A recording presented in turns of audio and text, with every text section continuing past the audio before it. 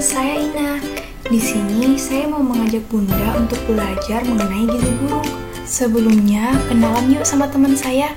Ada Nisra, Noni, Mirsya, Risti, Indah, dan Ningsih. Apa sih itu gizi buruk?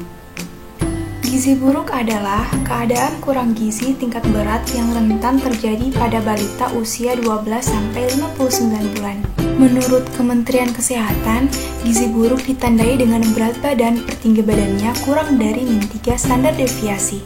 Tipe dan gejala gizi buruk dibedakan menjadi 3. Yang pertama marasmus, kedua kwashiorkor, dan yang ketiga marasmus kwashiorkor. Kita bahas marasmus dulu. Marasmus ditandai badan sangat kurus, tampak tua, anak rewel, kulit keriput, perut cekung, tulang rusuk menonjol, dan disertai diare atau sembelit.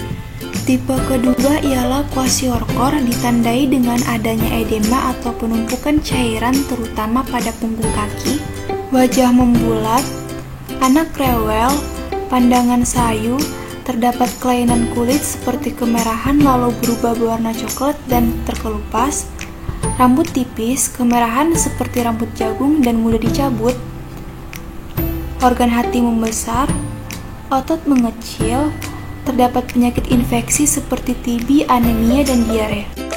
Yang terakhir ialah marasmus kwashiorkor, merupakan gabungan dari ciri-ciri marasmus dan kwashiorkor yang telah disebutkan sebelumnya. Penyebab gizi buruk dibagi menjadi 2, yaitu penyebab langsung dan penyebab tidak langsung. Penyebab langsung dari asupan makanan dan dari penyakit infeksi. Penyebab tidak langsungnya ialah sosial ekonomi orang tua, pendidikan dan pengetahuan gizi ibu, pekerjaan ibu, pemberian ASI, kelengkapan imunisasi, berat badan lahir rendah, dan hygiene sanitasi. Nah, selanjutnya apa sih dampak dari gizi buruk?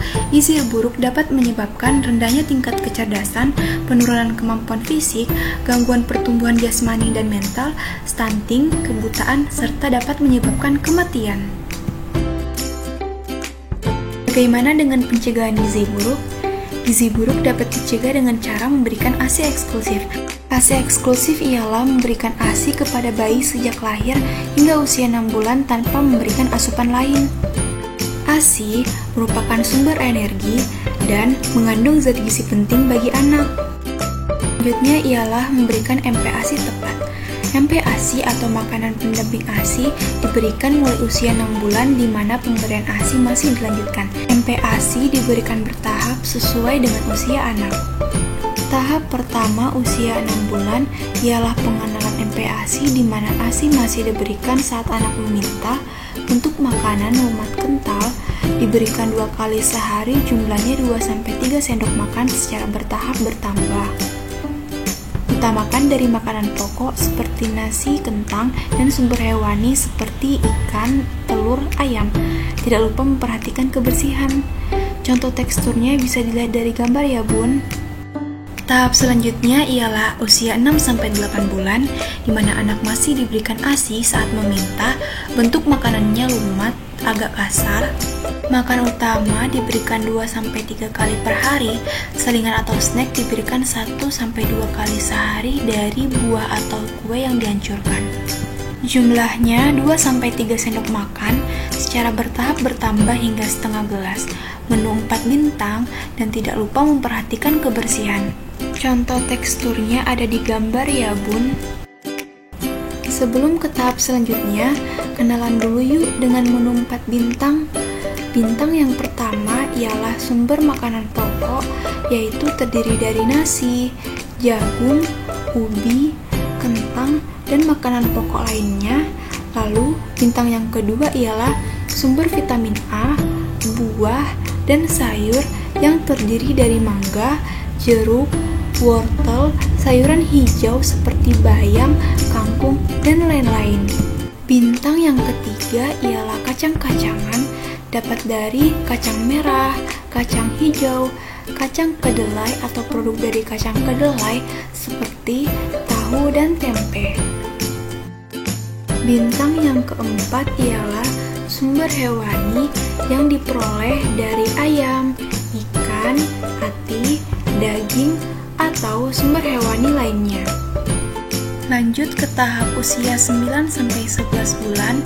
Tahap ini anak diajarkan mengenai tekstur dari makanan. Dianjurkan untuk terus memberikan ASI. Bentuk makanan dibuat lunak atau dapat dicincang dengan selingan yang diberikan dapat dipegang oleh anak. Makanan utama diberikan 3-4 kali sehari, sebanyak setengah gelas mencapai 3/4 gelas dengan selingan 1-2 kali sehari. Menunya menu 4 bintang dan tidak lupa memperhatikan kebersihan. Teksturnya bisa dilihat dari gambar ya bun. Tahap selanjutnya ialah usia 12 hingga 24 bulan. Tahap ini masih menganjurkan untuk meneruskan pemberian ASI. Bentuk makanan sudah menyerupai makanan keluarga yang diberikan 3-4 kali sehari sebanyak 3/4 gelas atau 1 porsi nasi, 1 potong kecil sumber hewani, 1 potong kecil tahu atau tempe atau kacang-kacangan, 1/4 gelas sayur, dan 1 potong buah. Selingan diberikan 2 kali sehari dengan tidak lupa memperhatikan kebersihan. Contoh makanannya seperti gambar berikut ya bun. Lalu, apa yang harus dilakukan jika terdapat tanda gizi buruk pada anak? Jangan khawatir bunda. Pertama, laporkan ke puskesmas terdekat. Lalu petugas puskesmas akan melakukan penjaringan dengan pendataan, menanyakan tanggal lahir anak dan melakukan penimbangan kepada anak. Lalu dilakukan penilaian status gizi berdasarkan berat badan per tinggi badan untuk memastikan apakah anak mengalami gizi buruk. Selanjutnya, petugas akan melakukan pencatatan dan pelaporan anak yang mengalami gizi buruk. Lalu, petugas melakukan 10 langkah tata laksana gizi buruk. 10 langkah yang dilakukan oleh petugas kesehatan ialah: yang pertama, mencegah atau mengatasi hipoglikemia, di mana petugas memberikan larutan glukosa atau air gula kepada anak. Kedua ialah mencegah dan mengatasi hipotermia, di mana ibu diminta untuk menghangatkan anak dengan mendekap anak. Ketiga, mencegah dan mengatasi dehidrasi dengan diberikan larutan resomal. Keempat, memperbaiki keseimbangan elektrolit di mana anak diberikan larutan dengan kandungan mineral. Kelima, mengobati infeksi seperti diare. Keenam, memperbaiki kekurangan zat gizi mikro seperti vitamin A. Ketujuh, pemberian makanan awal di mana diberikan F75 dan F100. Untuk F75 digunakan selama tahap pengobatan dan F100 digunakan selama tahap rehabilitasi. Yang kedelapan, meningkatkan pemberian makanan untuk tumbuh kejar. Yang kesembilan, menstimulasi perkembangan emosional dan sensorik anak. Dan yang ke-10, mempersiapkan tindak lanjut di rumah untuk ibu. Tindak lanjut di rumah dibutuhkan karena pada anak gizi buruk terjadi keterlambatan perkembangan mental dan perilaku, sehingga harus diberikan kasih sayang, lingkungan yang ceria, terapi bermain selama 15-30 menit, aktivitas fisik, dan keterlibatan ibu dalam kegiatan sehari-hari. Asupan makan diberikan sesuai usia dengan porsi kecil namun sering. Selain diberikan asupan makanan, pada tindak lanjut di rumah, anak juga diberikan formula. Formulanya dapat berupa formula WHO atau formula rumahan. Keduanya bisa dibuat sendiri loh bunda. Kita bahas formula WHO dulu, ada F75, F100, F135. Dikatakan F75 karena dalam 100 ml-nya terkandung 75 kilokalori. Begitu pula dengan F100 dan F135. Yuk bunda, kita buat formula F75. Bahan yang diperlukan ialah 25 gram susu skim bubuk, 100 gram gula pasir, 30 gram minyak sayur, 20 ml larutan elektrolit, dan 1000 ml air hangat.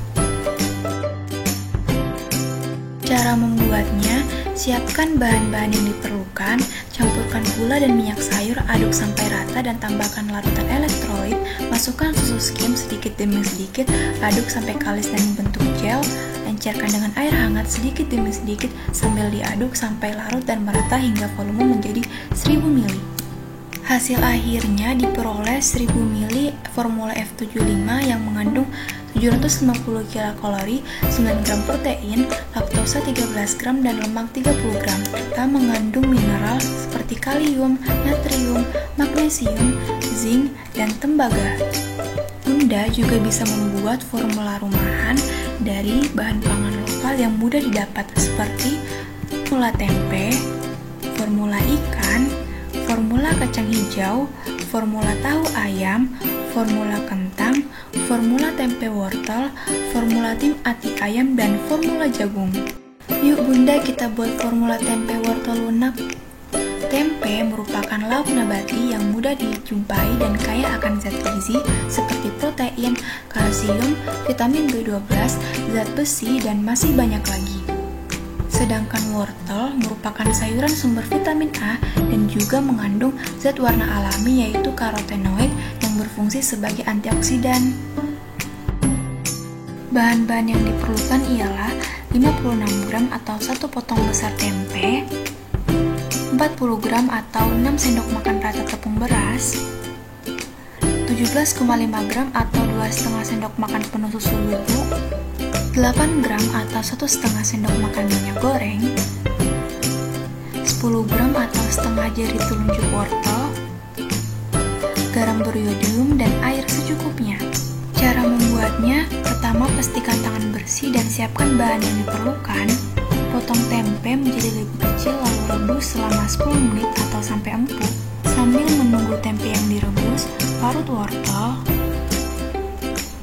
Setelah tempe matang, angkat lalu haluskan. Kemudian campur semua bahan dalam wajan dan tambahkan air 300 cc, aduk hingga rata. Masak di atas api kecil sambil diaduk-aduk sampai tekstur yang diinginkan tercapai. Untuk formula cair dapat dimasak sekitar 5 menit, untuk saring sekitar 8 menit, dan untuk lunak dapat dimasak sekitar 10 menit. Berikut adalah hasil akhirnya. Resep formula tempe wortel yang disampaikan adalah untuk satu resep. Jumlah makanan yang harus diberikan dalam sehari disesuaikan dengan berat badan anak dengan berpedoman sebagai berikut. Anak dengan berat badan kurang dari 7 kg diberikan sebanyak 1,5 resep dengan bentuk makanan cair dengan frekuensi pemberian sebanyak 8 kali dalam sehari. Anak dengan berat badan 7-8 kg diberikan sebanyak 2 resep dengan bentuk makanan saring dengan frekuensi pemberian sebanyak 6 kali dalam sehari. Anak dengan berat badan 9-10 kg diberikan sebanyak 2,5 resep dengan bentuk makanan lunak atau lembik dengan frekuensi pemberian sebanyak 5 kali dalam sehari. Untuk berat badan 11-13 kg diberikan sebanyak 2,5 resep dengan bentuk makanan padat dengan frekuensi pemberian sebanyak 5 kali dalam sehari. Formula rumahan ini dapat dibuat 1 kali untuk kebutuhan sehari dengan 1 kali dihangatkan. Makanan juga harus disimpan dalam wadah yang bersih dan tertutup, serta menggunakan sendok bersih setiap kali mengambil makanan. Apabila anak masih mau, maka ibu dapat membuat formula lagi. Pada fase tindak lanjut di rumah, orang tua juga harus membawa anak kembali untuk kontrol secara teratur. Pada bulan pertama dilakukan kontrol sebanyak 1 kali per minggu. Pada bulan kedua dilakukan kontrol sebanyak 1 kali atau 2 kali per minggu. Pada bulan ketiga dan bulan keempat dilakukan kontrol sebanyak 1 kali per bulan. Perlu juga diberikan suntikan atau imunisasi dasar dan ulangan sebagai booster. Tidak lupa pemberian vitamin A dosis tinggi setiap 6 bulan sekali pada bulan Februari dan Agustus yang sesuai dengan umur. Cukup sekian belajar kita tentang gizi buruk. Terima kasih Bunda telah menonton video ini dan saya ucapkan semoga Bunda dan adik-adik sehat selalu. Sampai jumpa.